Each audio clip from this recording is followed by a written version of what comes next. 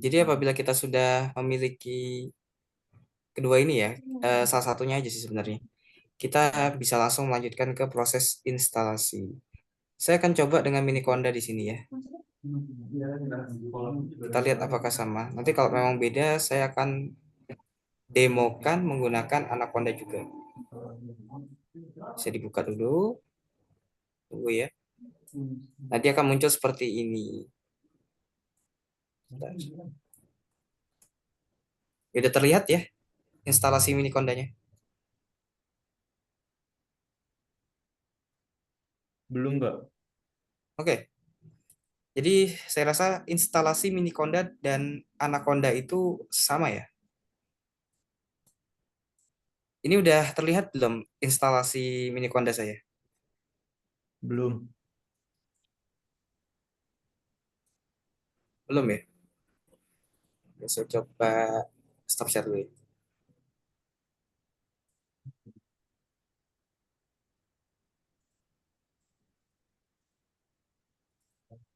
Kalau saat ini udah terlihat semua.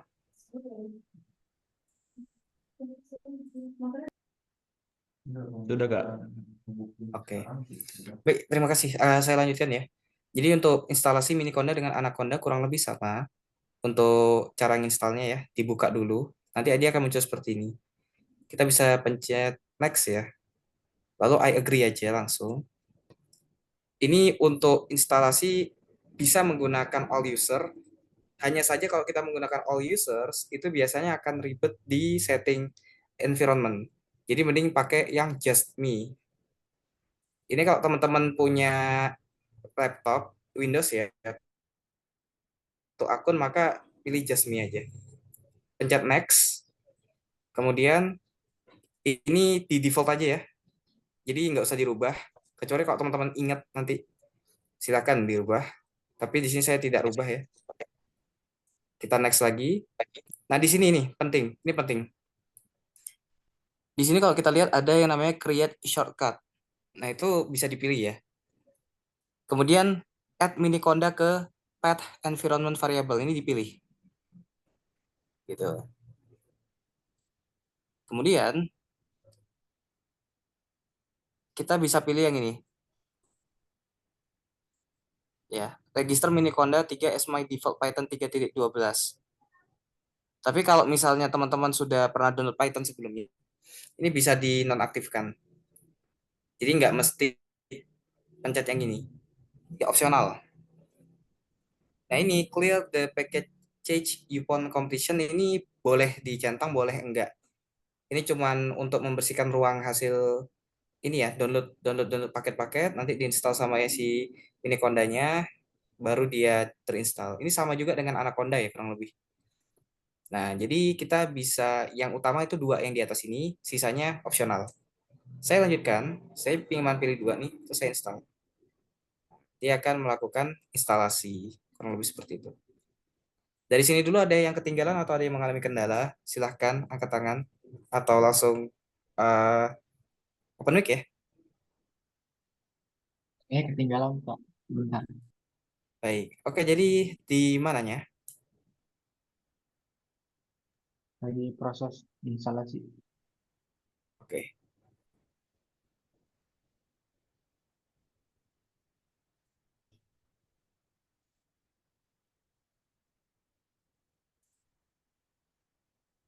ya kalau sudah kita bisa pencet next dan kita ini centang-centang seperti ini dihilangin aja ya, baru finish. Oke, silakan yang tadi tertinggal kenapa? Boleh diberitahukan alasannya? Ini tinggal loading Kak. Udah. Bagaimana? Suaranya putus-putus di sini.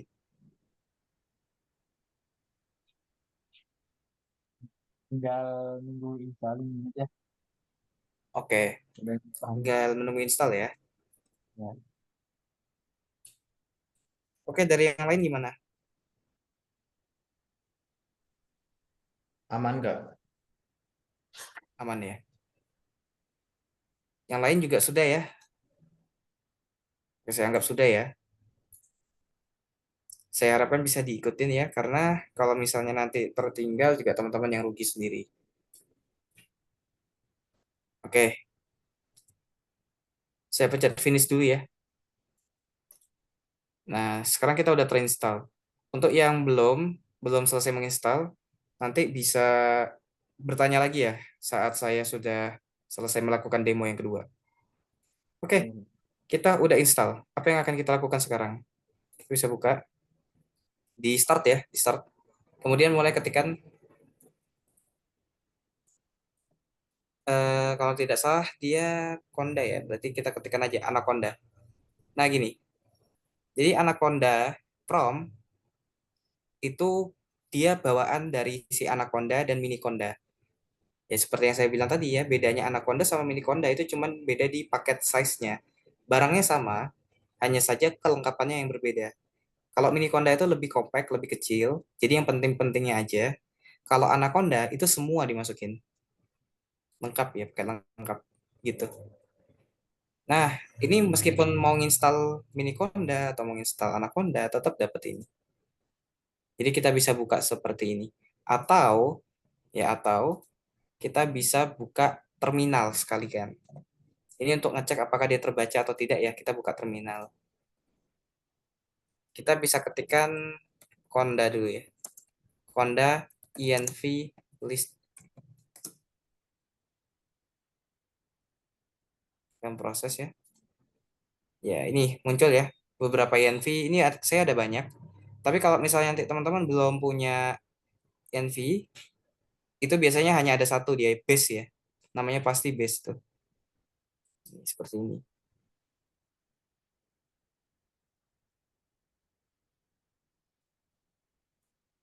Oke, dari sini apakah sudah muncul atau ada masalah di terminal native-nya Windows?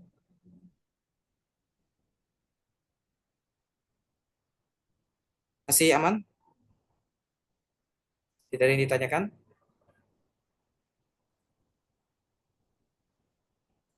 Saya harap tidak ada yang ditanyakan ya. Oke, saya akan lanjutkan lagi ke step yang selanjutnya. Setelah itu kita akan coba tanya jawab. Apa yang akan kita lakukan sekarang? Nah, kita udah punya satu env yang namanya base. Oke, tapi tapi kita akan mengusahakan agar melakukan project itu selalu membuat env baru. Katakan saat ini saya bikin project A, saya bikinkan suatu environment Python untuk project itu aja supaya tidak mengganggu project yang lain. Jadi seandainya teman-teman nanti bikin project B, project C, project D, usahakan untuk dirubah ya, env-nya bisa menggunakan yang lain. Tapi kalau basis projectnya sama aja, kayaknya nggak usah. Oke, di sini saya akan membuat ya, Conda create. Kita bikin env. Di sini saya ada berapa env nih? 1, 2, 3, 4, 5, 6, 7. Saya ada 7 env. Nah, sekarang saya akan buat baru. Ya, Conda create min n. Kita akan berikan nama. Ini bisa menggunakan nama atau kita menggunakan path ya. Kita di sini coba menggunakan nama belajar. Kita beri nama belajar. Seperti ini. Kalau sudah kita spasi lagi, kita tuliskan versi Python-nya. Python yang saya rekomendasikan ada dua, yaitu 3.12 dan 3.11. Sembarang mau pakai yang mana, tapi saya sendiri menggunakan 3.11. Boleh pakai 3.11 juga, atau mau pakai 3.12 sembarang ya. Saya enterkan.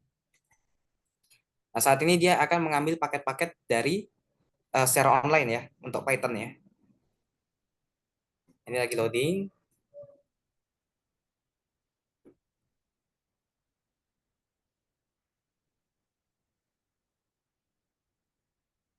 Oke, sembari menunggu saya tanyakan kembali. Mungkin dari teman-teman ada yang masih tertinggal atau ada kendala, silahkan. Saya beri waktu untuk bertanya. Yang saya masih installing nggak? Belum selesai. Pakai Anaconda ya? Iya. Oke, tidak apa-apa. Nanti habis ini kalau sudah ya, pas sesi tanya jawab nanti langsung tanya ya, step selanjutnya. Iya. Oke, sementara bisa menyimak dulu. Oke, di sini saya sudah mengambil paket instalasi Python.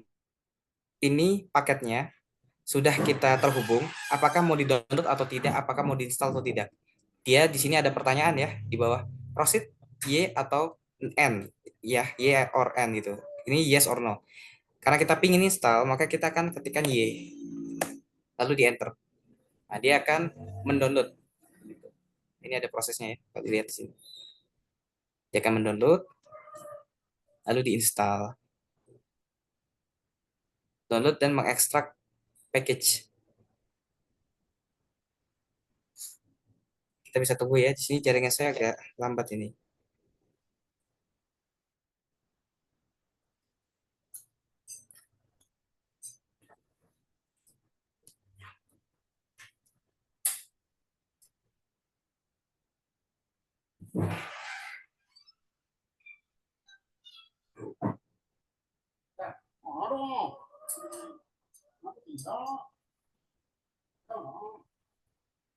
Oke, di sini sudah selesai. Kita bisa lihat ya.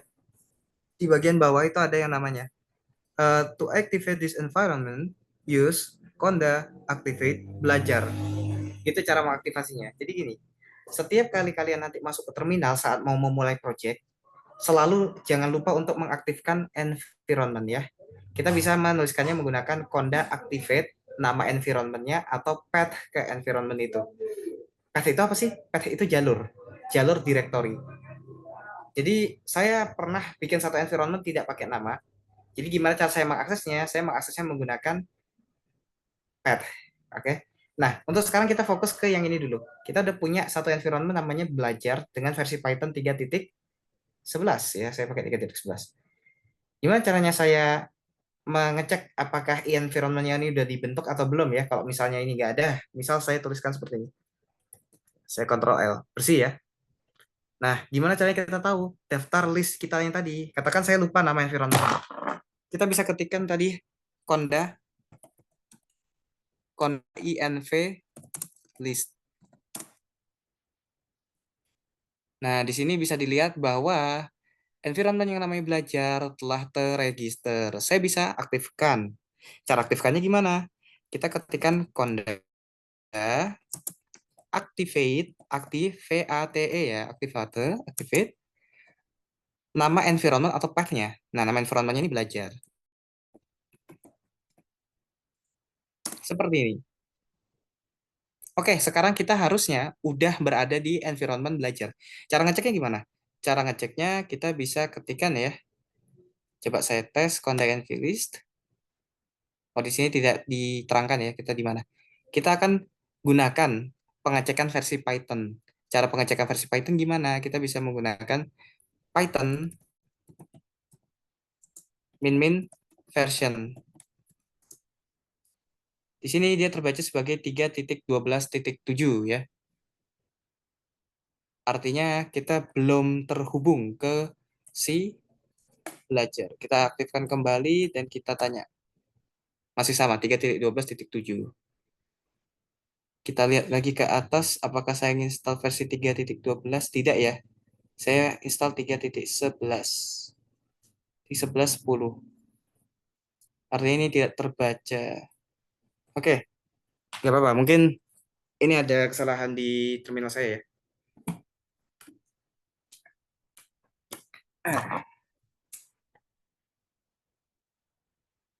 Kita lanjutkan dulu. Jangan terlalu pusingkan di situ ya. Intinya adalah untuk mengaktifasikan environment, kita menggunakan Conda activate, kemudian nama environment-nya. Saya bisa juga aktifkan menggunakan path. Bagaimana cara saya mengaktifkan menggunakan path? Saya ketikkan seperti ini. Ini ada environment yang sering saya gunakan ya. Ini nggak ada namanya. Tidak ada namanya, saya akan ketikkan aja langsung. 3.2/env/belajar Python. Seperti ini. Saya kelupaan activate ya. Activate, ya seperti ini. Kita cek versi Python-nya.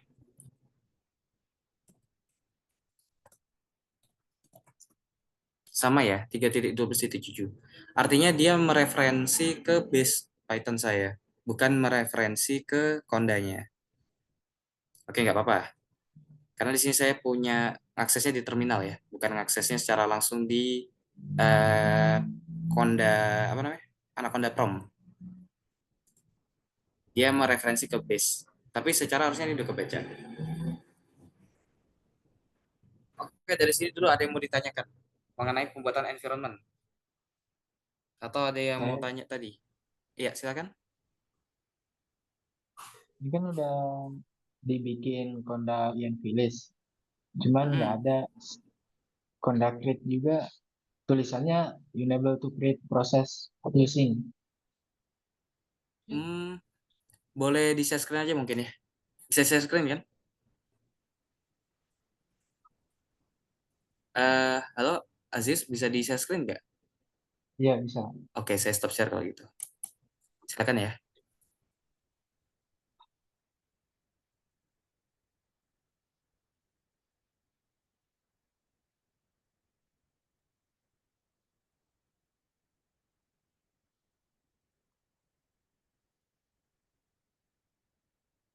Oke, saya lihat dulu.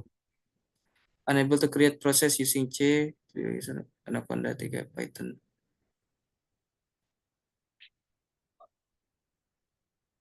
Hmm, oke, saya coba cari dulu ya.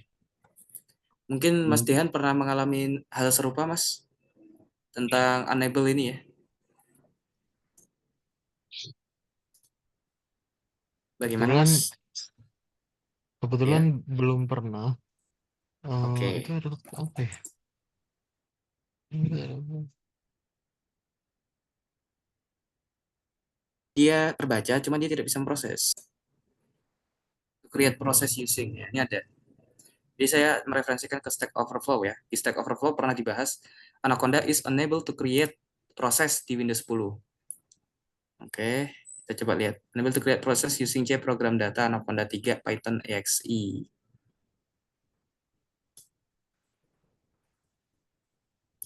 Mhm.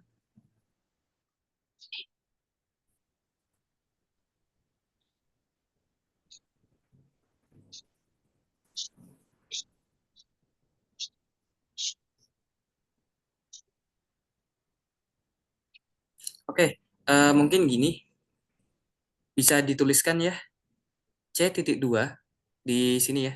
Oke, C.2. C-nya besar ya. Titik dua. eh Titik dua itu di sebelah L ya, yang saya maksud. Pencet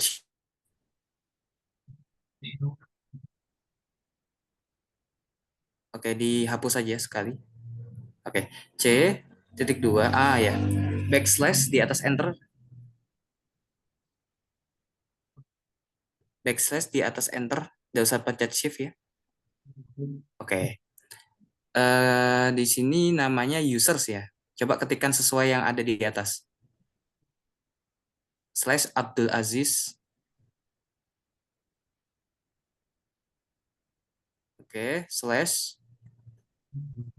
Anaconda 3. Mhm.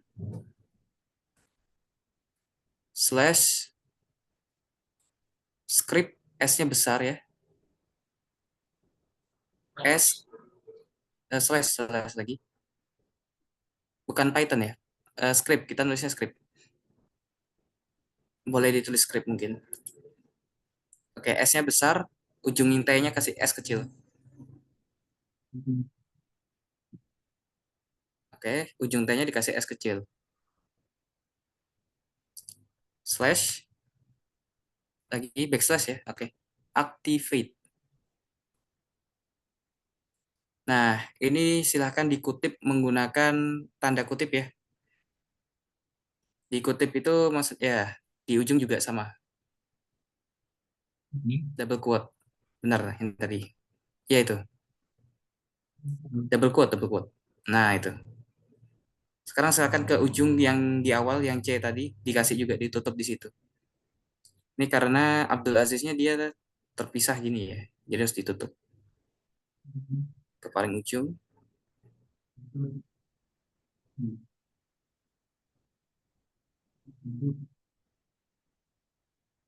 Oke, silakan di enter ya.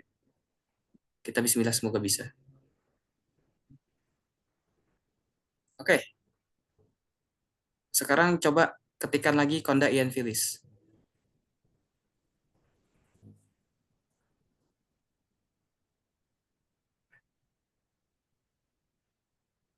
Masih sama ya.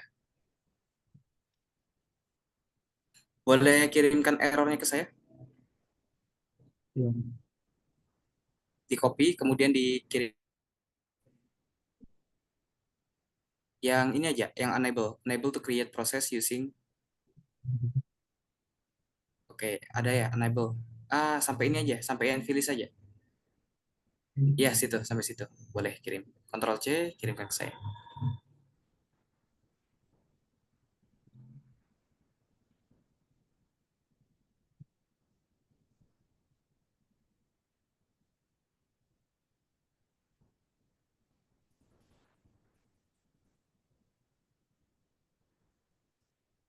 Ya.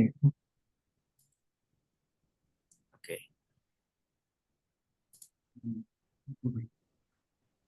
Oh ya, sudah terhubung. Oke, mungkin Aziz untuk sebelumnya silahkan coba dengan menggunakan terminal yang dijalankan secara eh ini ya, secara administrator. Tahu kan ya caranya? Atau belum tahu?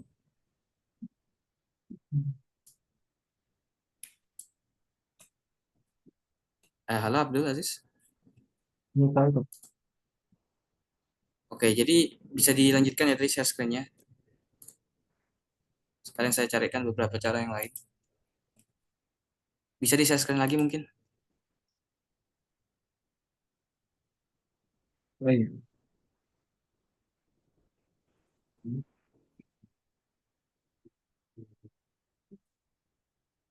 Oke, coba di situ tulis echo dollar ENV. Ini nih, saya kirimkan aja di chat. Silakan dilihat.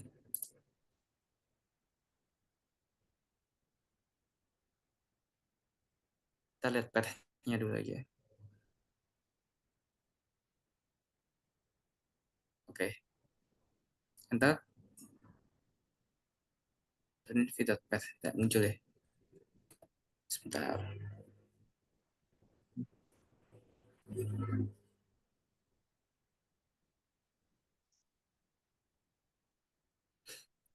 Oke, coba gini.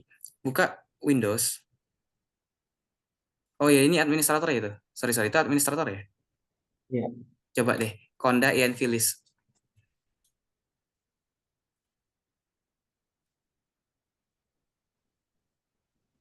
Masih sama. Kita coba cari Anaconda Prom.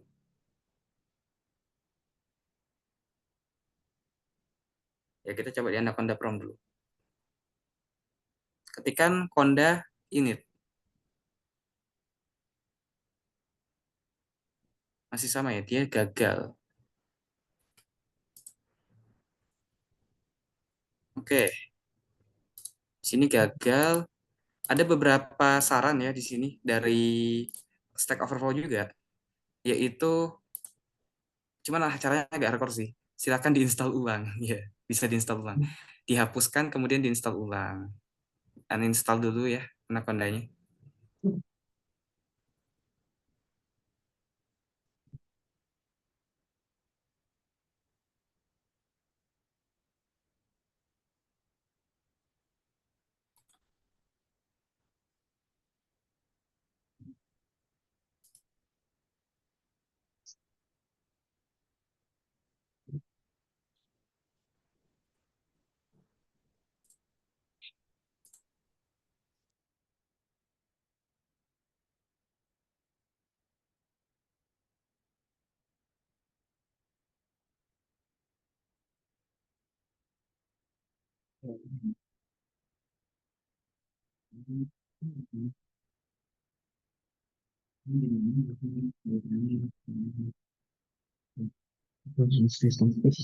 Oke, saya juga sekalian lihat ya cara instalasinya.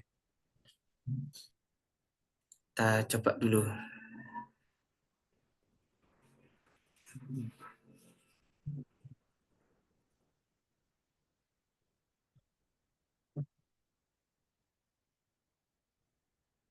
Ini. Ya mungkin untuk teman-teman yang punya hal serupa ya nanti bisa coba di apa namanya di raise hand atau tanya ke saya apakah gagal atau tidak ya.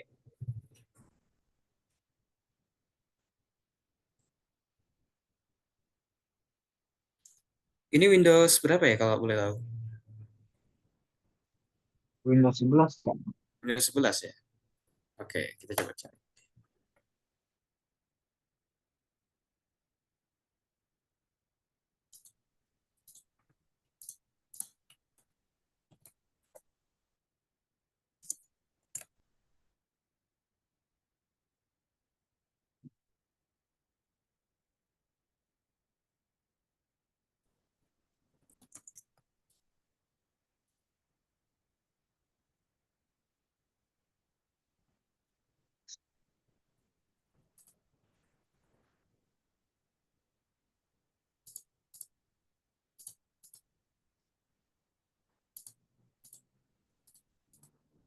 Gini ya Kak.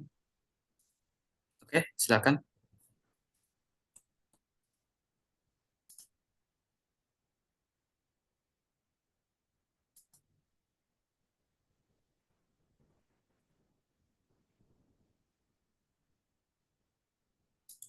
Oke, I agree ya, langsung aja. Langsung pencet I agree. Nah, ini mungkin tadi kan Jasmine ya. Iya. Oke, ke all user saja.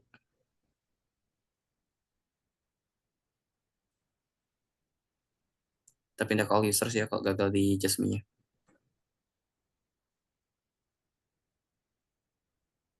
Oke, next ya. Langsung install.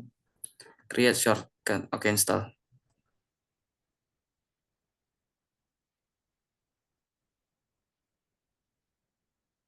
Oke, kita tunggu dulu ya.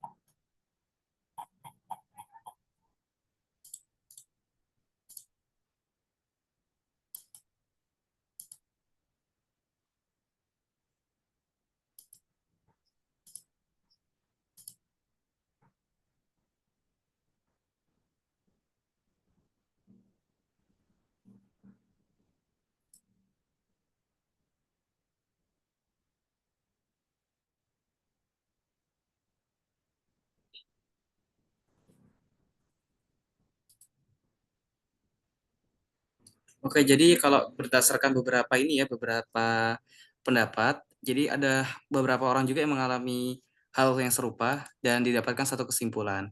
Mungkin Abdul Aziz bisa lihat ke Anaconda Prompt-nya. Di situ ada pesan error ya.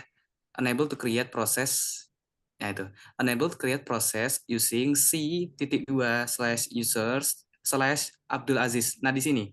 Kalau nama penggunanya itu ada spasi, biasanya dia akan error. Begitu.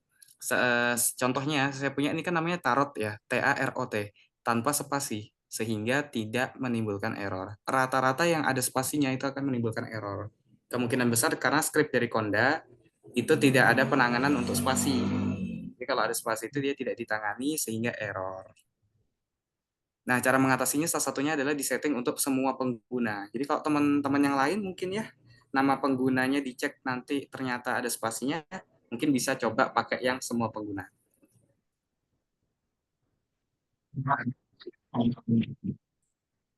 Jadi permasalahannya dari scriptnya Anaconda itu yang nggak bisa baca kalau dia ada spasi.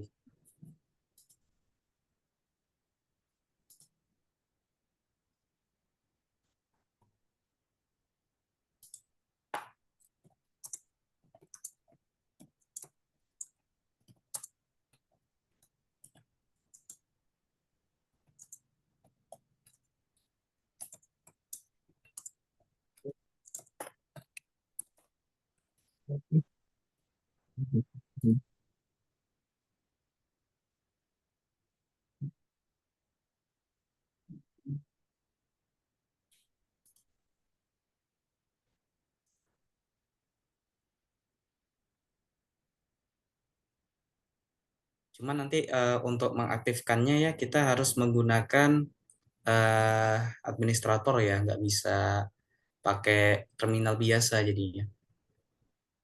Hmm.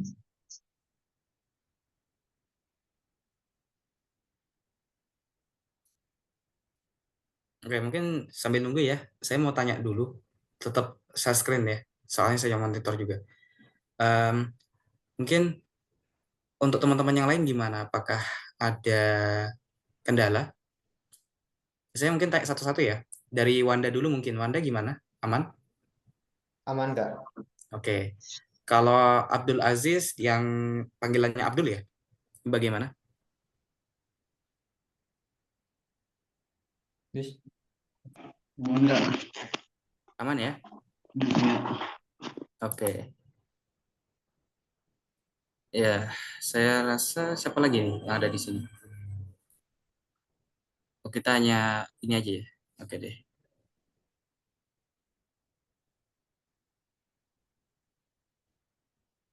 Ya, saya rasa aman semua ya. Saya pakai dua akun nggak? Bagaimana? Itunya buat laptop. Pakai dua akun buat Hmm, masuk. iya, iya, iya. Dua akun ya. Kalau yang satunya akunnya apakah ada spasi di namanya?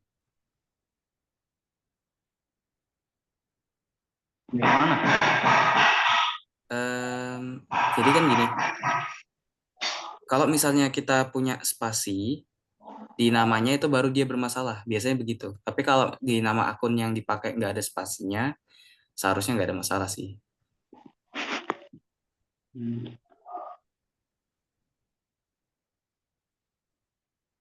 Tapi bisa aja kan ya?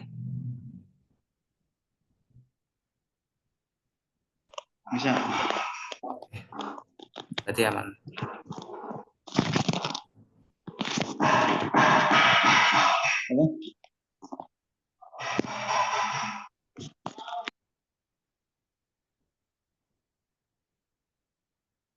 Oke, mungkin bisa dilihat yang bagian anaconda di bawah itu ya, eh Aziz ya.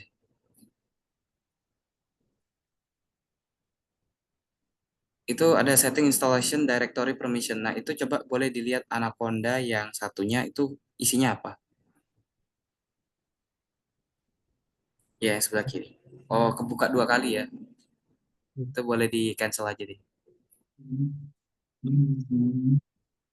Oke,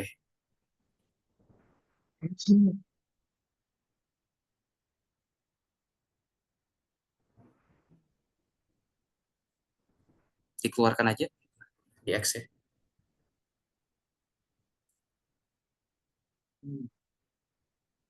Kalau nggak bisa, dibiarkan aja. Kita langsung lihat ke ini ya, karena Anaconda 3 ini. Ini memang lama ya tadi, yang installing apa installation directory permission ini. Iya. Oke, nggak apa-apa deh kita tunggu.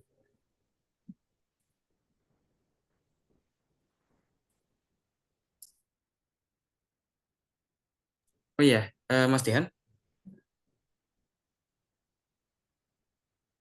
Iya, Mas. untuk nanti kita praktek kita akan pakai W3 School ya mungkin. Boleh biar biar ini ya, biar enak. Boleh mungkin di share linknya ya, biar teman-teman yang lain bisa langsung buka juga. Oke.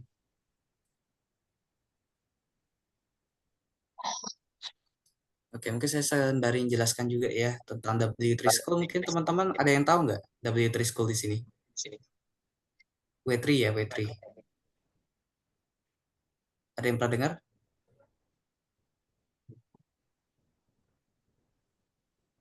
Oke. W3 School. Apa sih W3 School itu? W3 School itu tempat di mana kita bisa belajar basic-basic bahasa pemrograman. Ada berbagai macam ya basic bahasa pemrograman itu ada dari HTML, CSS ya, HTML CSS itu bahasa kayak aneh ya, marking language. Nah, mulai masuk bahasa pemrograman itu ada JavaScript, Python, dan lain sebagainya itu ada dari Wetrisco. Jadi nanti kalau teman-teman belajar mau apapun itu ya, nggak mesti Python, bisa mulai di Wetrisco untuk dasar-dasar sintaks. Nah, itu saya rasa di kolom chat Mas Dian ada memberikan linknya ya, silahkan dikunjungin dan buka bagian Python. Di sini ada Python. Nah, itu kan ada banyak. Kita nggak akan pelajari semuanya, kita hanya akan pelajari beberapa yang penting. Nanti yang akan saya tekankan di sini adalah mungkin OOP, fungsi, dan kelas. Itu yang akan saya tekankan. OOP sendiri itu adalah konsep, ya konsep mengoding menggunakan Object Oriented Programming. Gimana caranya? Nanti saya akan jelaskan.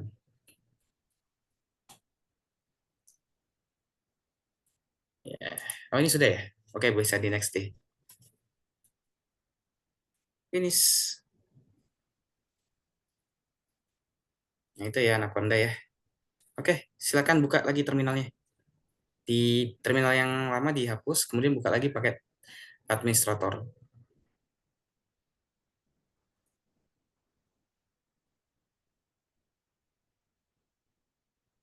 Oke, silakan diketikkan ya di situ. Conda dan Phyllis.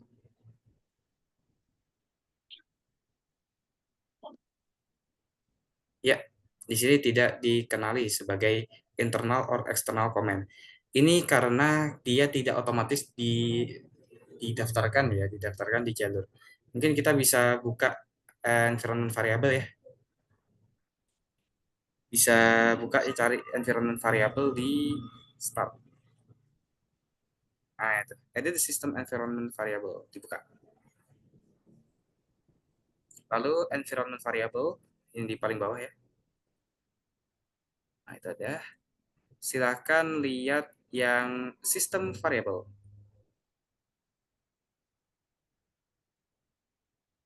Oke, kita lihat terus buka path.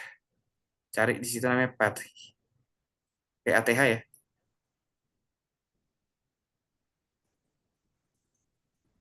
Itu tuh. Buka, pencet 2 kali. Di open ya. Nah, kita lihat di situ ada terdaftar belum Conda. Oke, belum ada ya. Silakan kita tambahkan dulu. Apa aja yang harus ditambahkan? Pertama, silakan buka file explorer ya. Lalu buka C yang root ya.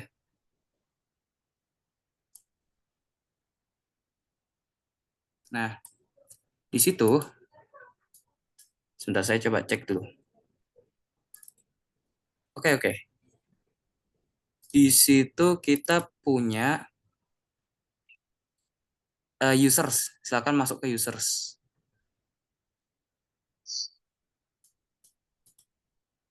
Nah, di user ini coba cari oke ya, buka Abdulaziz mungkin. Lalu di situ harusnya ada yang file namanya itu Anaconda. Ada nggak? Nah, Nah, itu the Anaconda, yang Anaconda aja. Oke, kalau nggak ada artinya dia tidak terinstall di user ya. Karena tadi udah dihapus, berarti harusnya install ke root. Silakan buka di situ Anaconda, coba ketik Anaconda. Di start. Di start cari Anaconda. Nah, itu open file location. Mhm. Anaconda Navigator pencet kanan, open file location.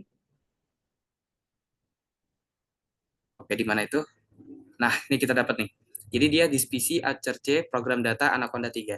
Silakan pencet di bagian path itu yang di atas. Anaconda, tapi pencet sebelah kanannya yang kosong. Ya, sebelah kanannya yang kosong. Ya, di situ. Ctrl C, Ctrl A, Ctrl C ya. Kita copy ini path-nya. Oke, masuk ke environment variable tadi.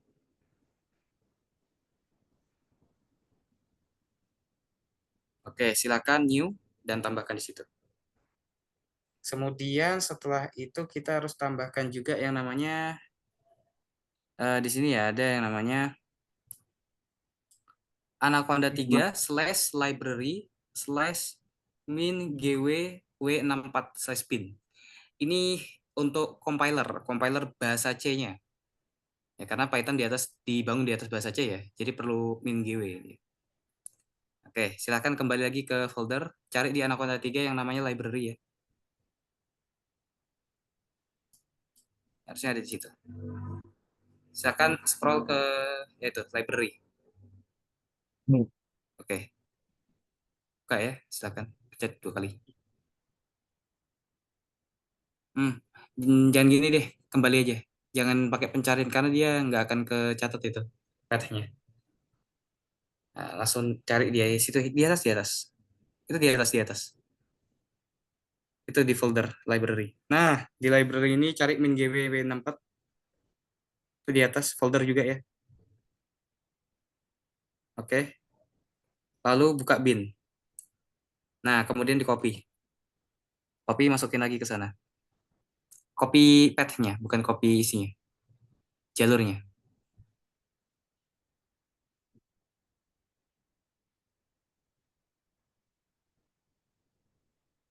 mungkin yang atas. Yang bawah yang path ini. Yang bawah sistem variabel itu ada ya. Nah, itu ada path ya, kalau nggak salah di situ. Coba cari path, PATH ke bawah. Ke bawah atau ke atas ya. Itu buka. Nah, tambahkan di situ. Coba geser ke bawah. Nah, iya, di situ. New. Tambahkan di situ, Ctrl V ya. Oke, kembali lagi. Jangan di oke dulu, jangan di oke. Nggak apa-apa. Gitu aja dulu. Nah, kita kembali lagi ke File Explorer. Di File Explorer bisa mundur dulu ke Library. Nah, di Library itu kita cari yang namanya USR. Lalu pencet yang bin. Lalu copy path-nya lagi. Tempel lagi di sana.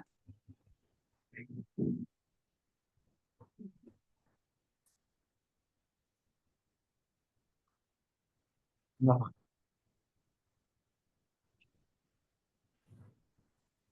Oke, bisa di enter aja ya.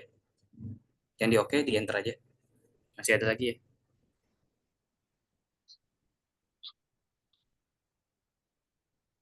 Selanjutnya kita buka yang namanya library. Masih ke library lagi. Di situ ada yang namanya bin. Nah, di situ silakan dibuka. Copy, dipastekan lagi.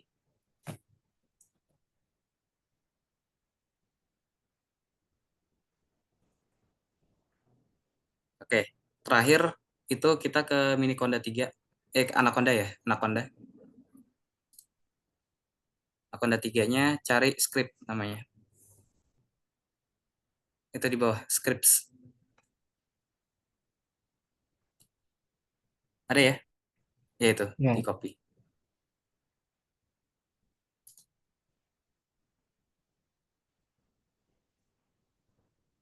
New, oke, oke. Sudah selesai. Oke, di oke semua.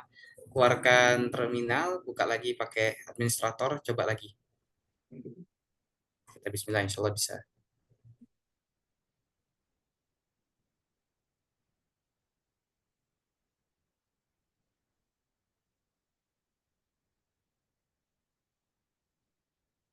Ya, Konda yang Filis ya.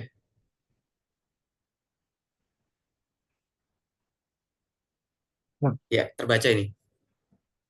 Ya, bisa ya. Silakan dibuat ininya, environment-nya ya tadi. Konda, create, min, n, nama environment-nya, Python sama dengan 3.11 atau 12 sembarang.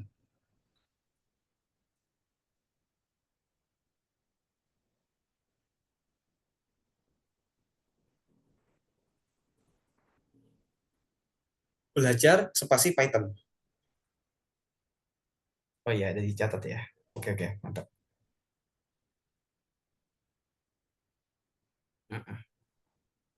Pak 13. Boleh 12, boleh 11. Kalau 13 belum ada ya, belum rilis.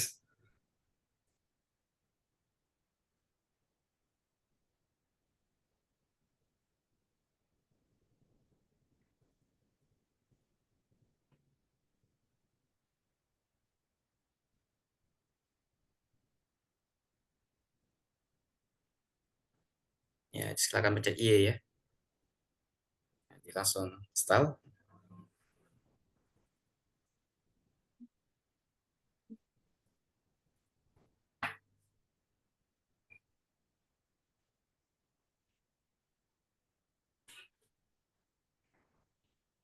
Ya, silakan diaktifkan ya, Conda Activate Belajar.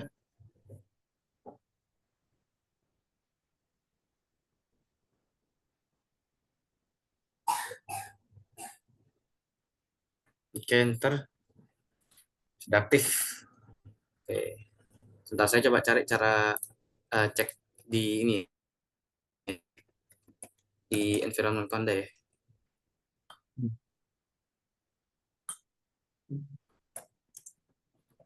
Terus sembuh.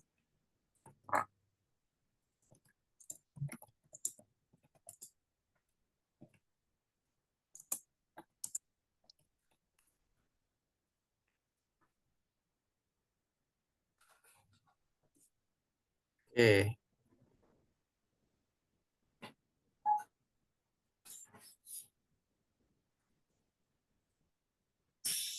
Coba ketikkan Python min version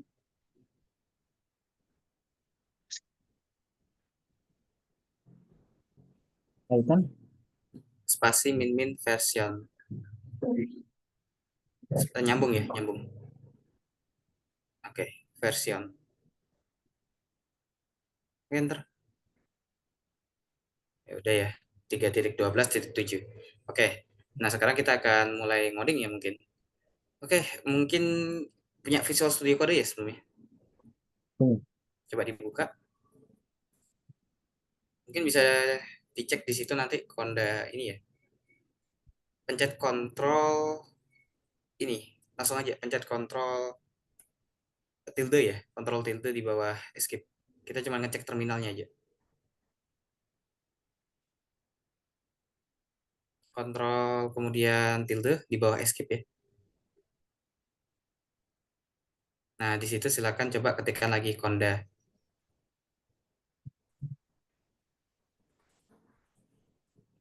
Ini sebagai user ya, tapi nggak apa-apa, coba aja dulu. Enter. Konda activate belajar deh.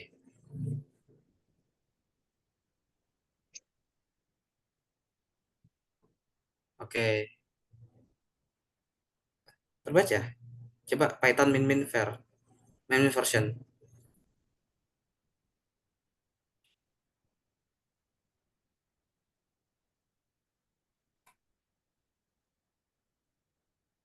Kebalik PYTHON.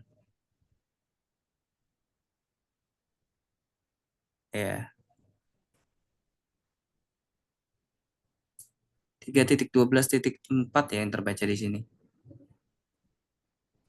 Coba Konda Ian Filis.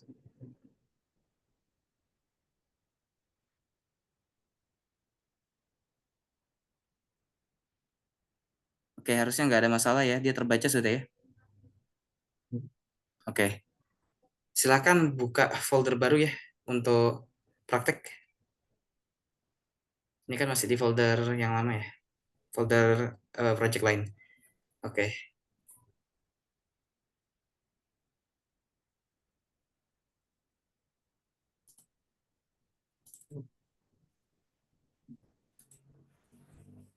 Bikin folder baru aja.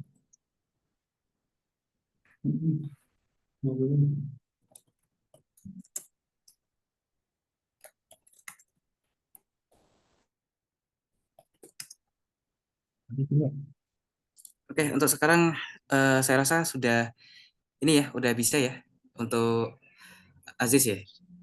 Iya. Oke, mungkin saya gantian share screen sekarang ya. Iya.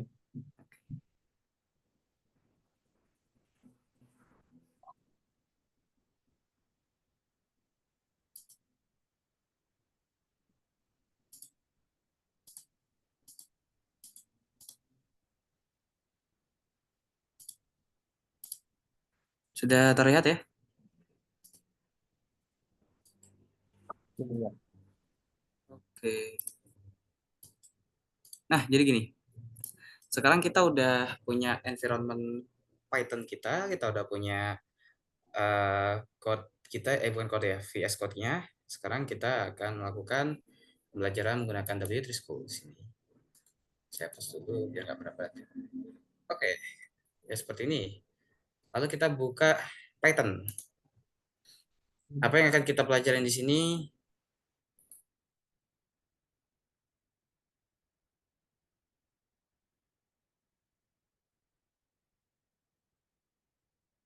Mungkin ada beberapa ritual untuk menulis sekarang. Coba bikin di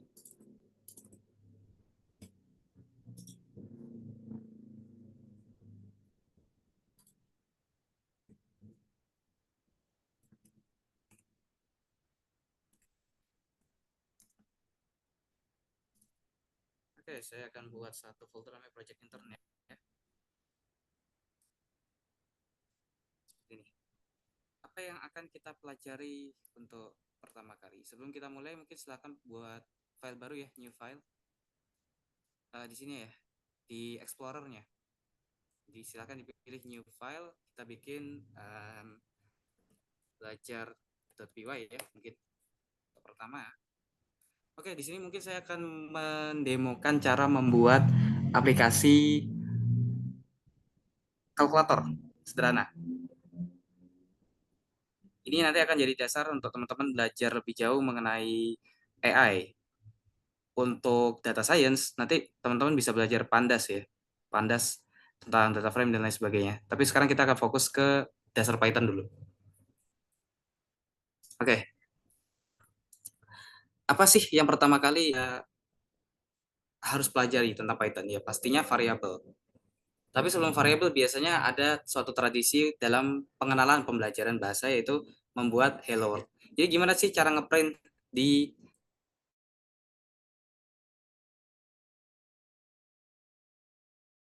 silakan ketikkan print ya. Print, buka kurung, sudah. Lalu dijalankan ya. Gunakan ini.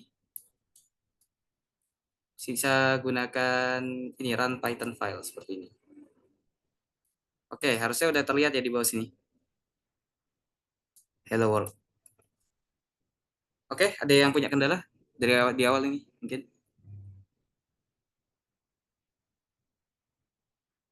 Aman ya? Ya saya anggap aman. Oke, itu untuk print hello world. Selanjutnya apa yang ingin saya lakukan? Kita coba belajar tentang variabel dulu deh.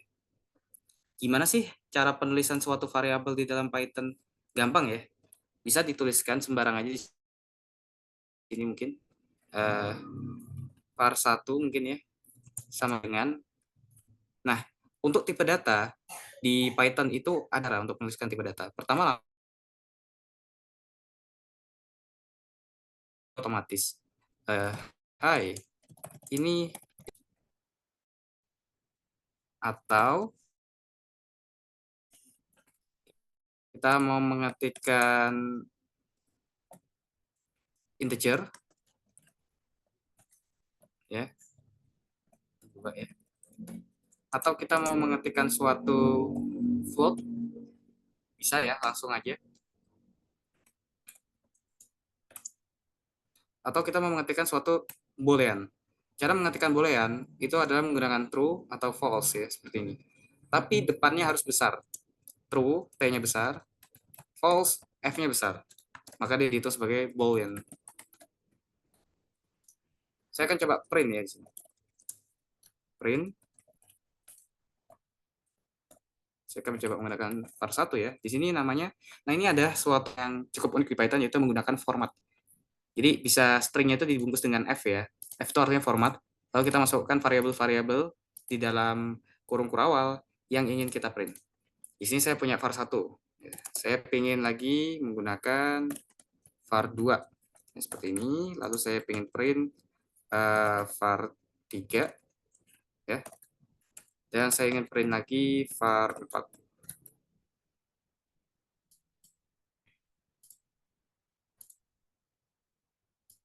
Oke, udah jalan ya, mungkin.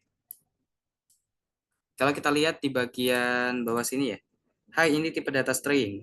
20 ini integer, 20,34 ini eh, float ya, dan ini false ini adalah boolean. Jadi nanti kalau kita menuliskan tipe data di Python itu bisa langsung, atau kita menggunakan typecasting. Ya, typecasting itu maksudnya seperti ini. var1 sama dengan Python casting ya, namanya Python casting. Kita bisa definisikan integer seperti 30. Maka dia akan dihitung sebagai integer.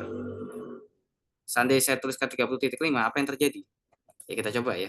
Kalau integer kan tidak boleh ada floatnya. Kita coba print. Print var1. Seperti ini ya. Nah ini ya, bisa dilihat dia menjadi 30. Titik 5-nya tidak terbaca. Yang artinya dia tipe datanya adalah integer, bukan boolean.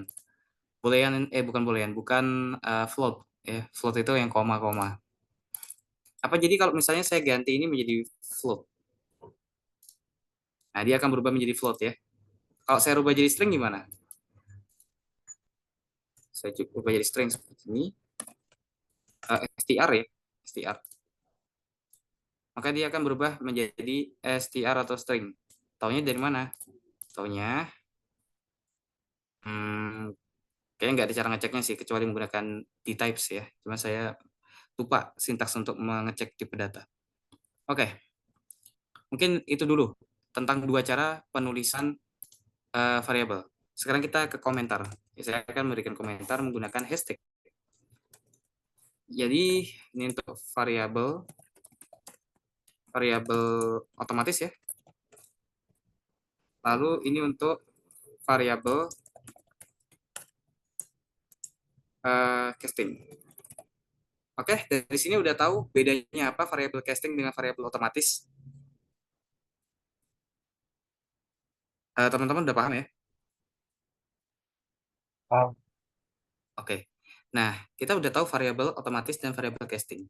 Apa yang akan kita pelajarin selanjutnya? Oke, kita akan pelajarin tentang komentar. Komentar ada dua jenis. Menggunakan hashtag jadi per baris. Ini komentar baris 1. Ini komentar baris 2. Cara kedua gimana? Cara kedua menggunakan string. Ini disebut komentar juga. Oke, ini komentar multiple line. Menggunakan 3 double quote. Oke. Itu dua jenis komentar ya. Apa bedanya dan apa kelebihannya masing-masing itu nanti akan kita pelajarin lebih lanjut di pembuatan program berbasis AI nantinya ya. Oke, mungkin itu dulu untuk variabel dan komentar. Selanjutnya apa lagi? Selanjutnya kita akan belajar mengenai tipe data sudah ya tadi ya. Tipe data seperti pada umumnya ada beberapa juga yang unik ya. Data types itu seperti ini. Ada mapping ya, ada mapping. Kemudian ada sequence dan lain-lain sebagainya. Nah, mungkin teman-teman pernah tahu array. Jadi biasanya di bahasa pemrograman itu ada yang namanya array ya. Di dalam bahasa Python ini juga ada array, tapi namanya kita list gitu. Jadi kita ada list, ada tuple, ada range, ada dictionary. Nah, mungkin saya nggak akan jelaskan semua, saya jelaskan sebagiannya. List dulu mungkin. List itu seperti ini bentukannya.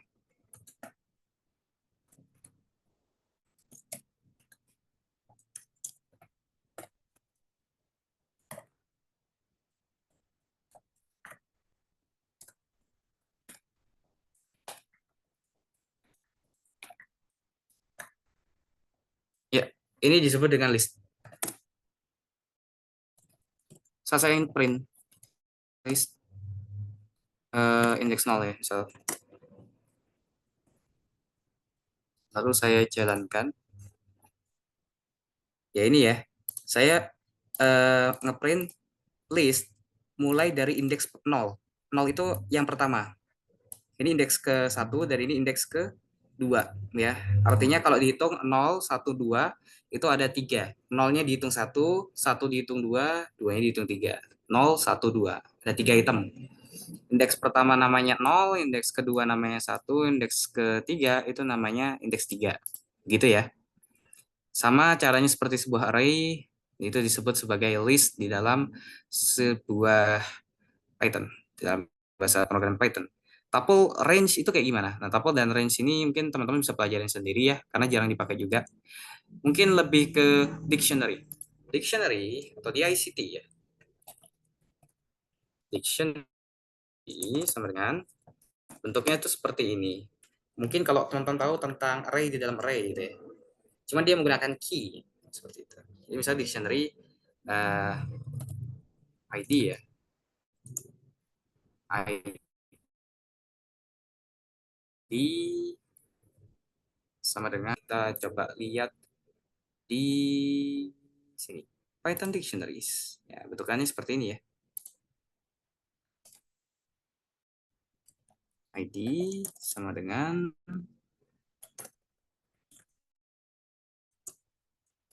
misal seperti ini.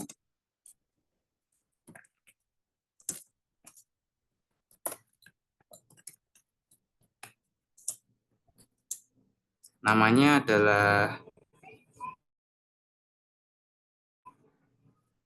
sebagai dictionary. Ini biasanya digunakan untuk mapping dalam data science. Mapping itu gimana? Mapping itu gini, misal kita punya data. Data kan namanya macam-macam tuh. Nah, katakan kita ingin bikin data yang namanya itu ada kambingnya, dirubah menjadi apa? Kalau data yang depannya ada sapinya, dirubah menjadi sapi aja. Kalau data yang di depannya ada ayamnya, dirubah menjadi ayam aja. Itu bisa menggunakan mapping, dibuat di dalam sebuah dictionary. Jadi kita mapping aja di sini. Eh, biasanya menggunakan panda ya. Kondisinya jika apa namanya ada ayamnya maka dirubah menjadi ayam aja gitu atau dirubah menjadi sapi aja. Itu disebut mapping. Ya, mungkin dari sini dulu ada yang mau ditanyakan tentang list, dictionary, atau yang lain-lain sebagainya ya di sini.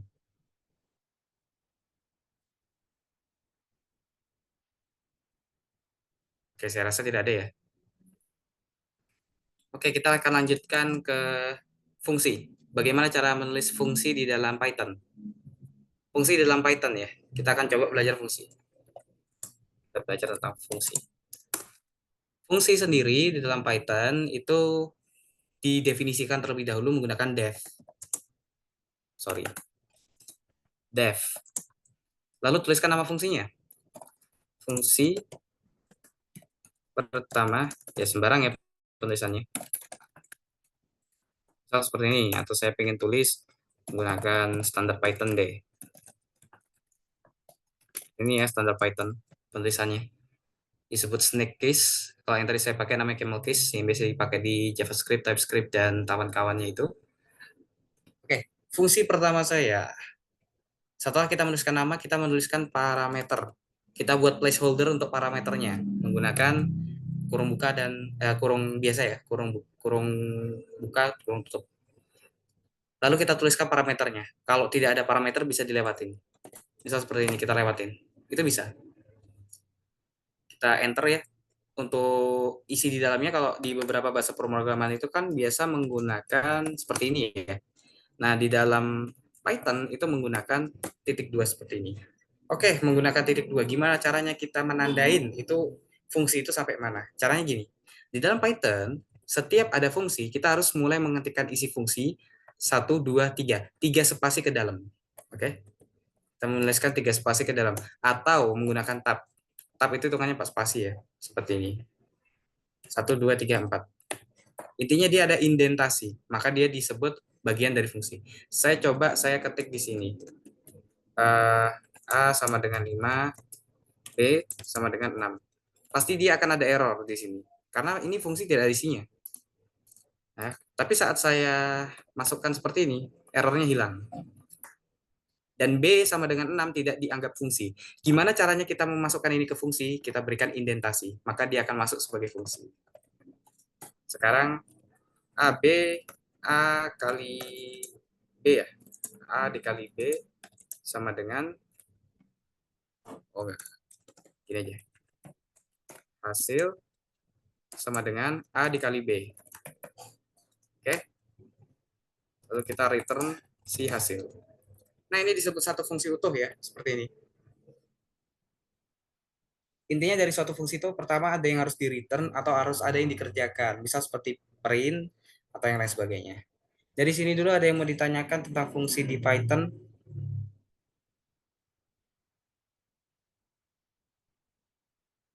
Silakan ya yang mau bertanya tentang fungsi ya. Oke, saya rasa tidak ada. Saya lanjutkan. Gimana caranya kalau kita mau merubah nilai A dan B-nya? Ya, saya nggak pingin menggunakan eh, variabel yang telah ditentukan sebelumnya. Saya ingin variabel yang bisa saya rubah sesuka hati. Kita bisa menggunakan yang namanya parameter. Oke. Def fungsi kedua saya, ya, namanya sembarang ya. Oke, seperti ini. A sama dengan, kalau sebelumnya kita menerapkan di sini A-nya itu berapa, B-nya berapa, kita bisa rubah. Di sini bisa saya tentukan dua parameter. Saya bisa tulis XY, saya bisa tulis AB, saya bisa tulis CD, sembarang. Yang penting tahu lokasinya. Ya, saya sini pakai X dan Y. Saya perlunya dua. Kalau teman-teman perlunya dari fungsi itu masukin sampai 5, ya silakan X, Y, Z gitu mungkin. Z gitu kan. Habis itu kembali kita A dan B. Kan 5 ya? Boleh. Tapi sesuaikan dengan keperluan. Jadi saya perlunya 2 aja. Karena untuk perkalian ya. Jadi A sama dengan X. Saya tulis begitu. Lalu saya punya Y. Y sama dengan B. B sama dengan Y. Lalu saya buat hasil sama dengan A dikali dengan B. Ya, seperti itu. Atau mau langsung bisa. Saya tulis sini X dan sini Y. Seperti ini ya. Lalu ini saya hapus. Bisa juga. Saya akan return hasil. Ya, seperti ini bisa ya. Atau mau lebih simpel lagi. Returnnya taruh di atas. Bisa. Return hasil sama dengan XY. Ini sepertinya, atau return aja deh, return X kali Y. Ya, seperti ini ya. Return X dikali Y. Nah, oke. Mungkin ada yang mau ditanyakan dulu dari sini tentang fungsi. Sip, saya rasa tidak ada. Gimana cara implementasi fungsi? Kita udah punya suatu fungsi. Tapi saat kita jalankan, itu pasti tidak akan tampil ya. Harusnya kan ini 5 dikali 6 ya. 5 dikali 6 itu kan harusnya 30 ya. Harusnya dia ada dong di sini. Setelah item 1 ini harusnya 30 dong di sini. Kok nggak ada? Nah, ternyata karena fungsinya belum dipanggil. Oke, kita panggil. Cara manggil gimana? Panggil aja nama fungsinya. Fungsi pertama saya. Lalu berikan placeholder parameter. Apakah dia memerlukan parameter? Oh, fungsi pertama saya tidak pakai parameter. Ya udah. Ini aja. Saya jalankan. Ya, saya jalankan. Nah, ini belum terbaca ya. Fungsi pertama saya. Ini masih item 1. Oke, kita lihat nih apa yang salah. A sama dengan 5, B-nya 6. Hasil sama dengan A dikali dengan B. Lalu kembalikan hasil. Fungsi pertama saya. Ini saya nggak tahu kenapa nggak terbaca ya. Kita coba menggunakan fungsi kedua deh. Oh iya, saya belum lakukan print. Saya lupa. Dia mengembalikan, tapi tidak ada di print ya. Tidak di print. Nah, saya harus print dulu. Ini muncul ya 30 ya di sini ya. Jadi dia dipanggilnya dengan cara dipanggil namanya. Saya ingin lagi melakukan print ya di sini. Print apa? Print fungsi kedua saya. Nah, saya tuliskan fungsi kedua saya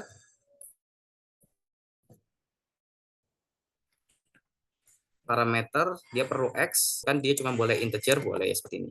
X int, Y juga int, atau mau float seperti ini juga boleh. Jadi yang masuk benar-benar hanya float doang ya. Fungsi kedua saya mau masukkan 10,5 dikali dengan 10. Misal seperti itu. Oke, apa yang terjadi saat saya jalankan? Harusnya ini jadinya 105 ya. Ya, benar 105,0 atau 105. Karena tipe datanya float. Waalaikumsalam. Jadi seperti itu tentang fungsi. Ada yang mau ditanyakan?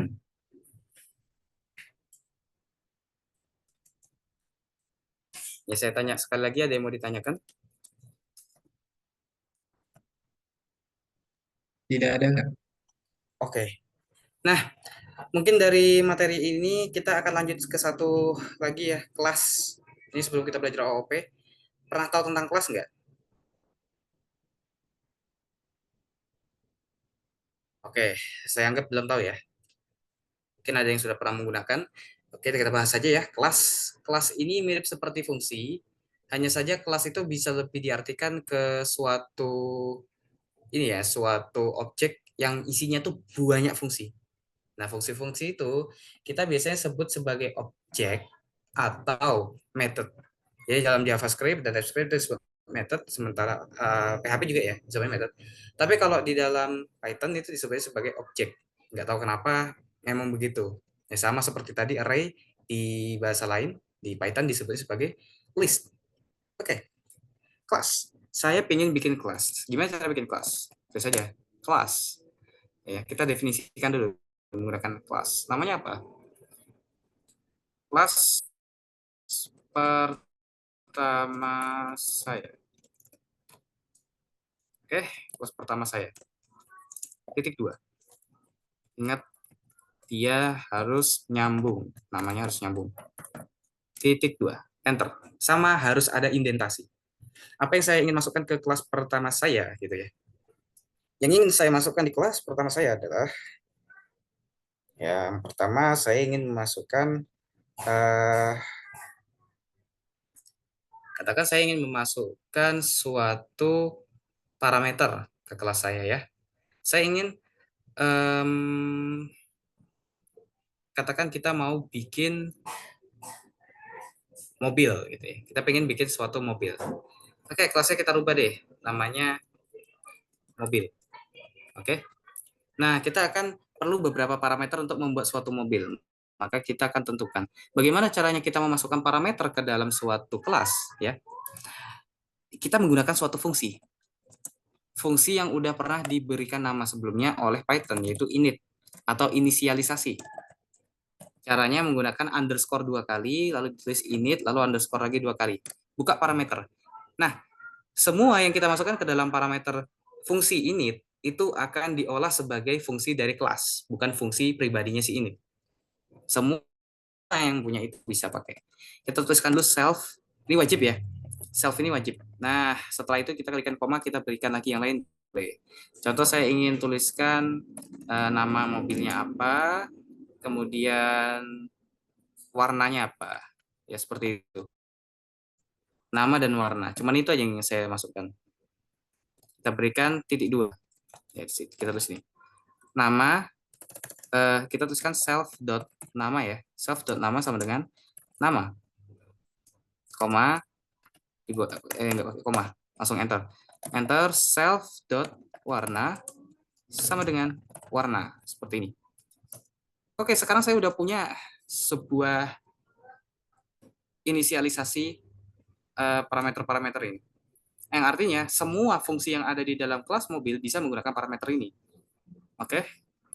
Nah, sekarang saya ingin bikin sebuah metode. Ya, sebuah metodenya apa? Saya tuliskan dev. Dev apa? Dev.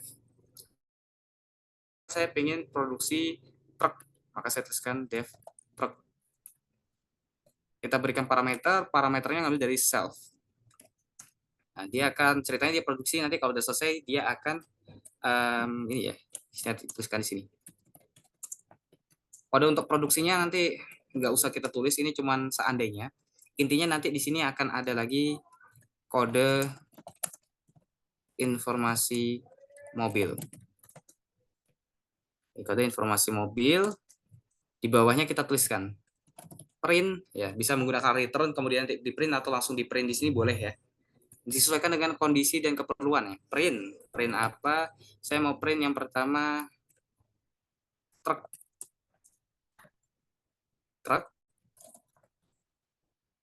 Kemudian diberikan nama ya. Self dot nama. Ya, seperti ini. Jadi truknya nanti truk apa? Misal saya ingin bikin truk 3 ton lah katakan. Maka truk 3 ton. Ya, tapi kayaknya itu bukan ya pick up ya.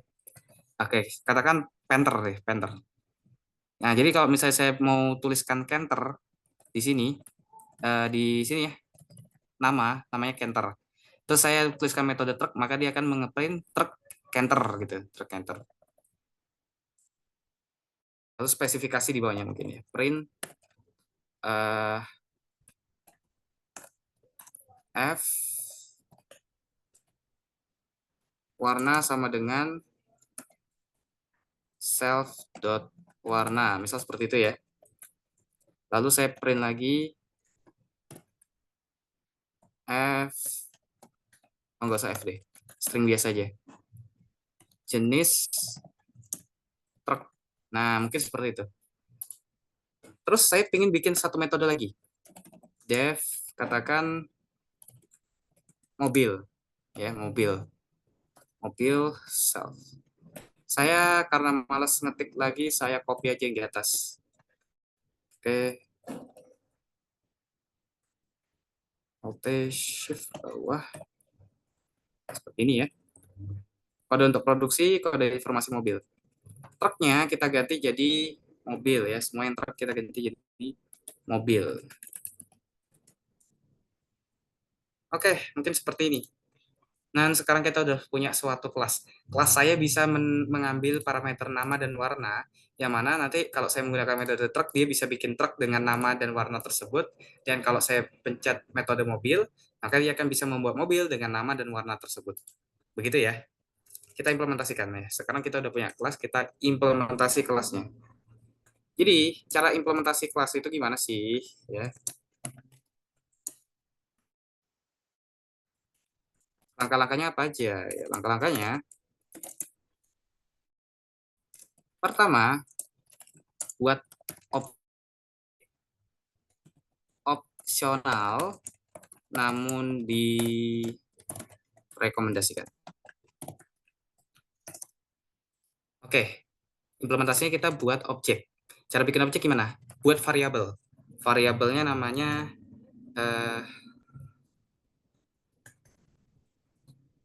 kendaraan, kemudian requirement gitu ya.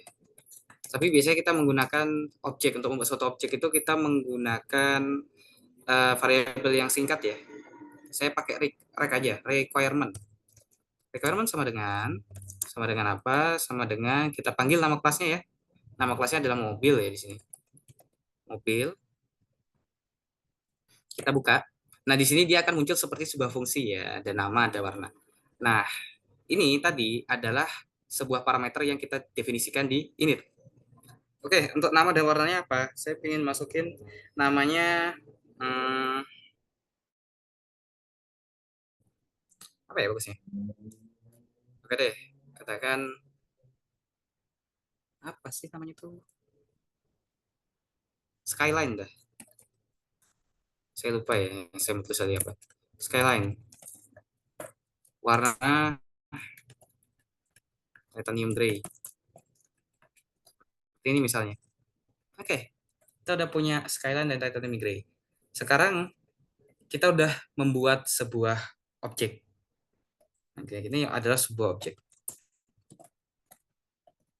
Kita udah punya objek, sekarang apa yang akan kita lakukan? Kita akan memanggil objek tersebut, lalu kita memanggil metodenya. Panggil metode. Rect dot apa? Dot pilih salah satu dari fungsi ini. Bisa mobil, bisa truk. Ini ada ya, mobil atau truk. Saya mau pakai truk. Seperti ini. Jangan lupa kalau dalam fungsi, itu namanya fungsi kan, kita harus pakai parameter. Terus saya juga ingin manggil yang mobil. Seperti ini. Oke, kita jalankan. Apa jadinya? Ini ya, muncul ya. Yang pertama, truk Skyline, warna titanium grey, jenisnya truk. Terus yang kedua, mobil Skyline, warna titanium grey, jenis mobil. Ini saya salah tulis dong. Monil ya. Apa monil? Mobil. Ya, seperti itu ya, kurang lebihnya. Jadi kita tidak usah menuliskan ini lagi. Nah, terus gimana sih cara implementasi yang manual? Implementasi manual tanpa objek. Ya, kalau kita nggak pakai objek nih, kalau kita nggak pakai objek, ya kita panggil dulu kelasnya. Kita nggak usah pakai variabel ya, mobil. Mobil namanya apa, sama Skyline. Lalu di sini kita berikan lagi ya, titanium gray mungkin ya, samaan aja deh. Lalu kita tulis di sini dot, metodenya apa? Mobil.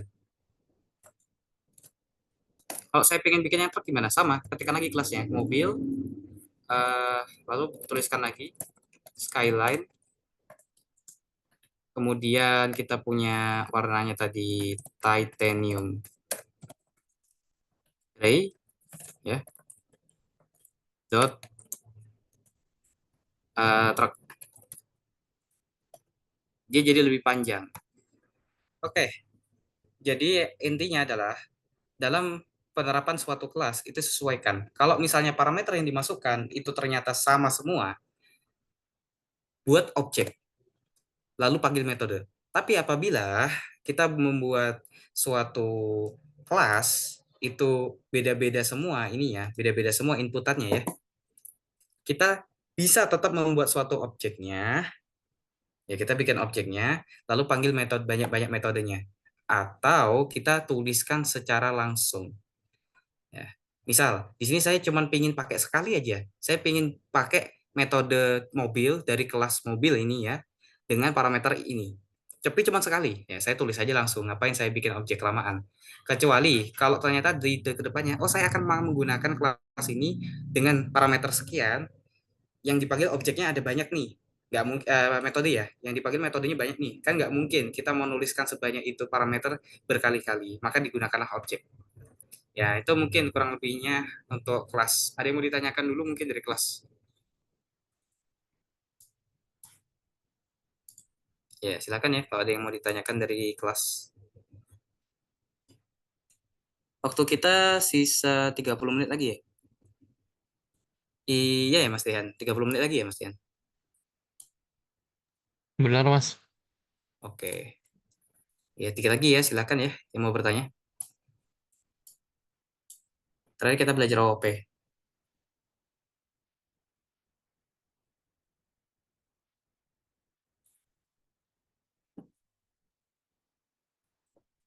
Saya beri waktu 5 menit ya yang mau bertanya, sampai 2 menit aja deh. 2 menit yang mau bertanya silakan. Saya menyiapkan ini dulu.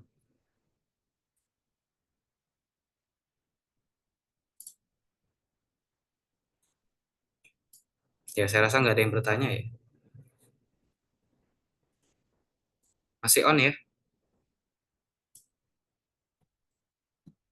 Ini sedikit lagi kok.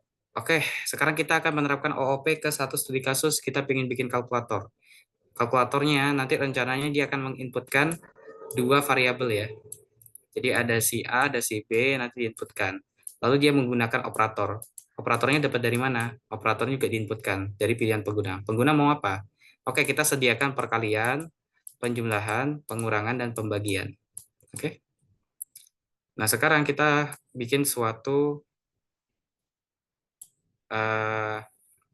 ya, kita akan coba bikin suatu sistem OOP. Jadi nanti ada yang utama, ada yang nge-handle perkalian penjumlahannya ya. Mungkin gitu. Oke, saya akan buat dulu di sini. Mana tadi? Oh, ini bukan di sini. Saya geser dulu. Ah, di sini. Jauh sekali ya. Oke, saya akan lanjutkan.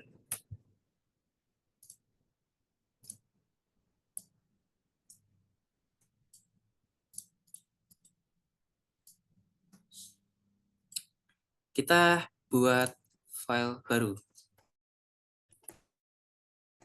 Saya tulis main.py. Lalu saya buat lagi mungkin komponen ya. Sembarang ya, mau ditaruh di folder atau tidak. Di sini saya menggunakan komponen. Foldernya saya tuliskan calculator.py seperti ini. Oke, apa yang harus saya lakukan? Sekarang saya akan buat dulu di main.py. Saya pingin tampilan dari aplikasinya ya, aplikasi terminal ya. Aplikasi terminal itu pertama dia akan melakukan print. Print apa? Katakan print tulisannya.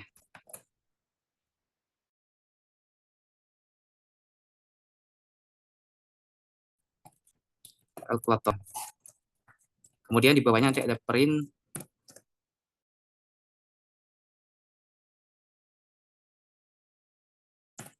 masukkan angka pertama. Ya. Lalu di bawahnya kita tulis ini.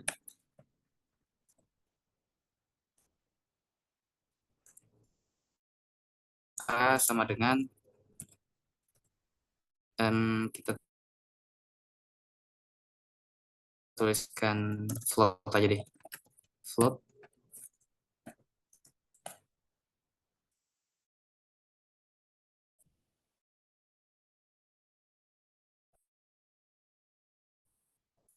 input angka.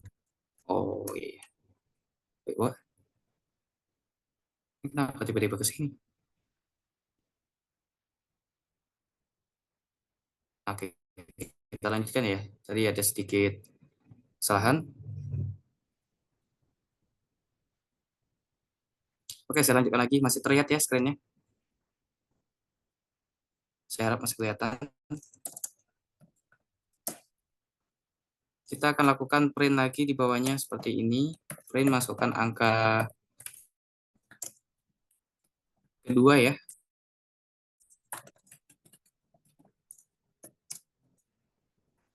Ini sama dengan float juga di sini. Lalu inputnya kita seperti ini. Oke, kita jalankan dulu, kita tes. Ya, munculnya seperti ini ya. Angka pertama saya masukkan 7. Masukkan angka kedua 10. Ya, seperti itu ya, kurang lebih. Nanti dia akan disuruh milih. Nah, selanjutnya kita punya suatu pilihan, option. Optionnya kita print di sini. Print apa ya? Kita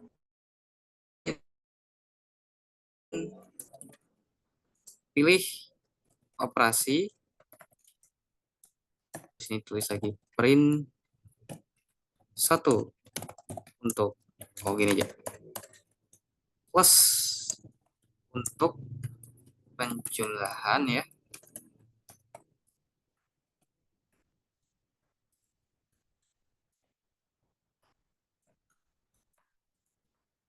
Kemudian kita punya pengurangan.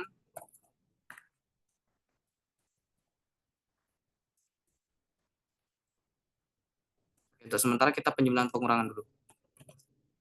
Ya, seperti ini ya. Kalau saya jalankan, di sini saya masukkan, itu akan muncul seperti ini ya. Plus untuk penjumlahan, kurang untuk pengurangan. Lalu kita tulis opsi ya, variabel ya. Kita bikin variabel untuk nyimpan yang dipilih. Opsi sama dengan sini kita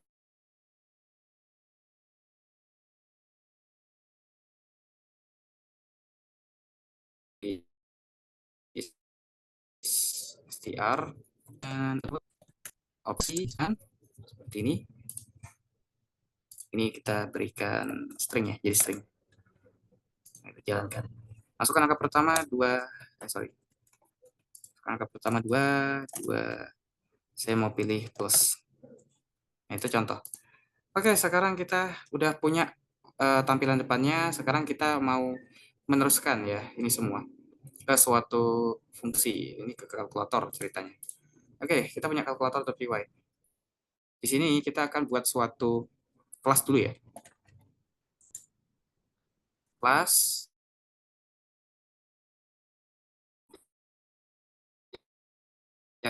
yang namanya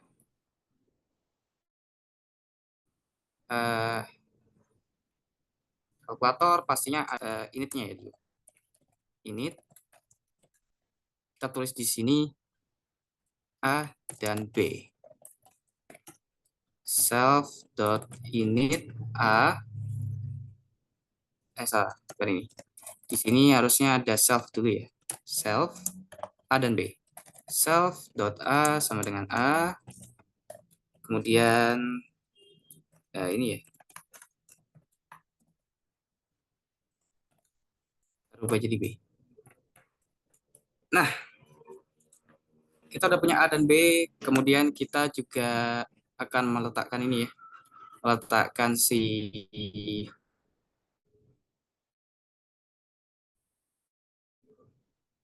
siapa namanya tadi? Metode ya. Kita akan def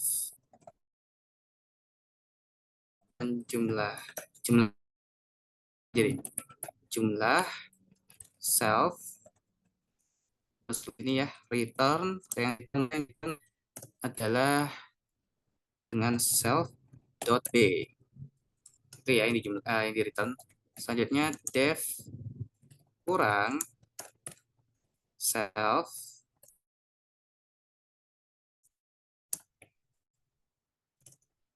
dot a ya, dikurang self dot b. Ini sudah semua. Jadi kita udah punya satu kelas ya, suatu kelas yang namanya kalkulator. Dia yang melakukan perform kalkulator. Nah, sekarang saya punya lagi satu komponen yang namanya opsi handler py. Di sini di opsi handler.py itu saya memerlukan dua ya. Saya pakai fungsi aja karena dia nggak terlalu ini.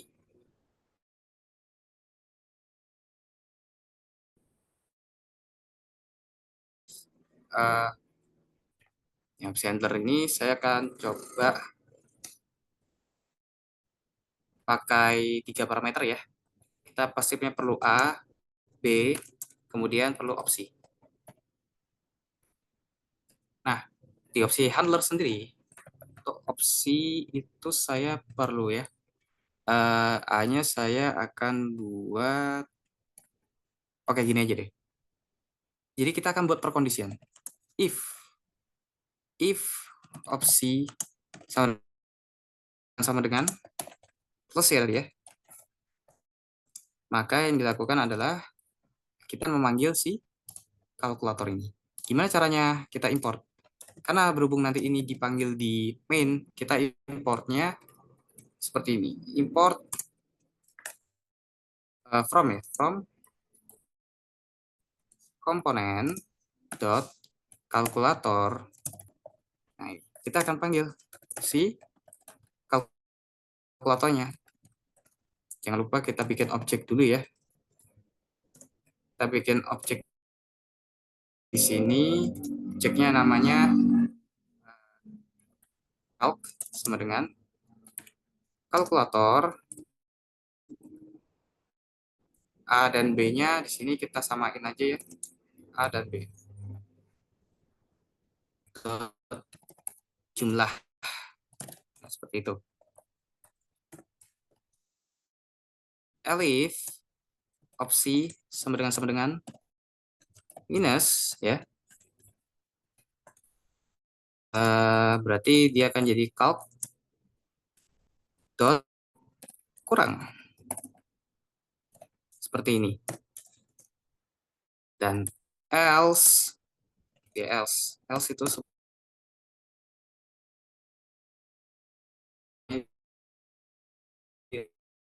kecuali itu opsi tidak ada. Ini karena tadi kembalinya angka, kita akan print juga.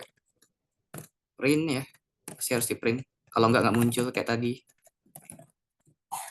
Print seperti ini. Ya, kita udah punya opsi handler. Sekarang kita punya option handler. Tinggal caranya kita panggil si opsi handler ini ke si main-nya. Caranya gimana? Kita panggil di sini ya. kita import terlebih dahulu si option handler from component dot option handler import asterisk seperti ini. Di sini kita tuliskan opsi handler kurung A-nya di sini ya sama ya, A, ini B, lalu opsi. Kita jalankan. Kalkulator sederhana, masukkan angka pertama 20, angka keduanya 20. Saya pinginnya pakai plus, ya itu jadi 40 ya di situ ya. Ya, kurang lebih seperti itu kalkulator sederhana. Dari sini ada yang mau ditanyakan terlebih dahulu? Ini tentang kelas ya. Apa masih bingung atau gimana? Yang mau tanya silahkan, saya berikan waktu. Itu materi terakhir kita tentang pengenalan Python ya. Ya teman-teman, ada yang mau ditanyakan? Kalau nggak ada yang tanya, nanti saya tanya kembali ya. Coba lihat yang kalkulator.py. Kalkulator.py, oke ini. Seperti ini ya, kalkulator.py.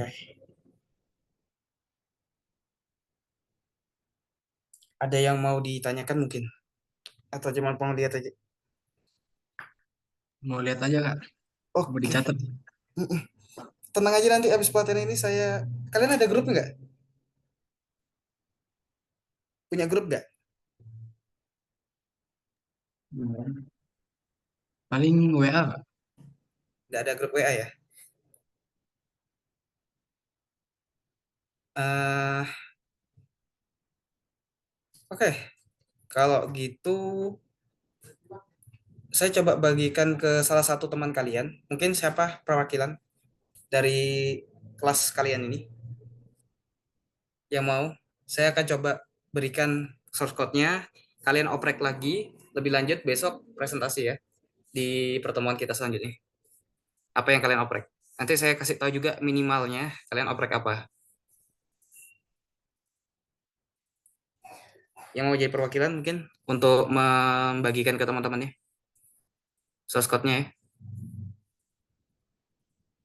Kirim ke saya aja, Kak.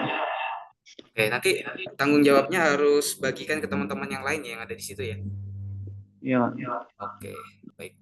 Mungkin bisa tag saya ya, nomornya mungkin nanti dikirim di chat chat Zoom pribadi aja ya langsung ya, bisa ya?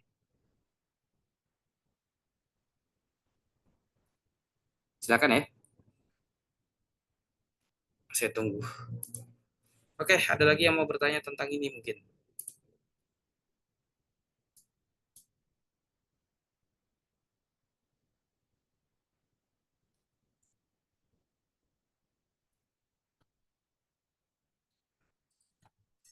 Oke, saya rasa nggak ada ya. Untuk Aziz ya tadi, saya tunggu ya untuk nomornya. Udah, Kak, di WA. Oke, oke mungkin saya coba jelaskan. Jadi saya minta teman-teman nanti setelah punya kodenya buat untuk yang kali dan bagi. Mudah ya, cuman buat metode aja. Metode ya fungsi ya bentuknya di kelas kalkulator. Habis itu di mainnya silahkan kalian buat lagi opsinya ditambah nih. Print bisa untuk pembagian, bisa untuk perkalian. Nah, nanti kalian juga oprek opsi handlernya. Opsi handlernya kan ini cuma ada plus dan kurang. Kalian tambahin bagi dan kali. Oke? Nanti kalau dia bagi dia manggil apa, kalau dia manggil kali dia manggil apa gitu. Ya mungkin itu aja sih. Sisanya kalau kalian mau oprek lebih lanjut terus kalian mau presentasi, ya nggak apa-apa, malah lebih bagus. Artinya di situ kalian semangat belajar.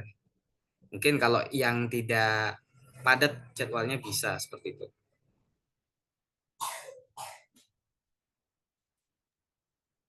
Oke.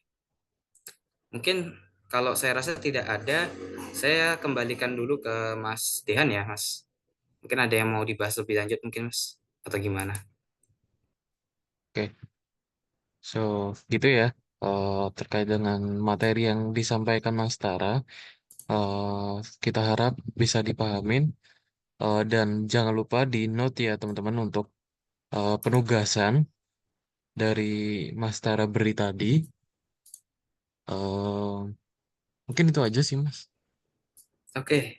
Apa mungkin dari teman-teman ada yang mau ditanyakan lagi sebelum ini hampir jam istirahat ya?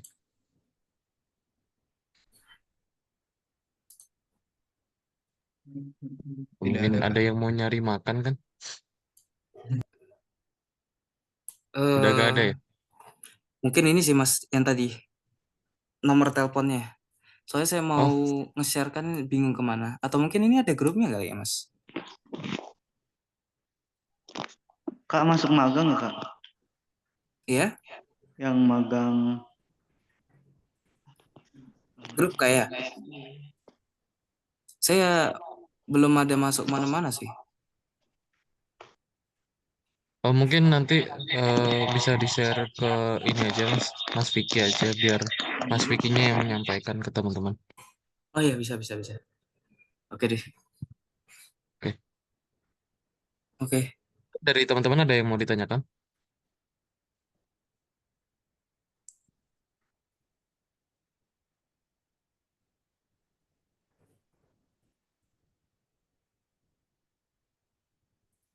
Oh, ini udah ada dikirim ya. Oh, oke, good. Oke, terima kasih ya. Oke, mungkin udah nggak ada yang ditanyakan, mungkin bisa kita cukupkan ya Mas Tare. Oke. Oke, thank you buat teman-teman yang udah eh, ikut partisipasi pada hari ini. Semoga materi yang kita ajarkan pada hari ini dapat diterima dengan baik dan magangnya berjalan dengan lancar ya. Semangat ya teman-teman. Thank you buat yang udah join dan selamat siang, selamat melanjutkan aktivitas kembali. Thank you Mas Tara. Thank you teman-teman. Oke, terima kasih juga ya teman-teman yang lain sama Mas Tian juga.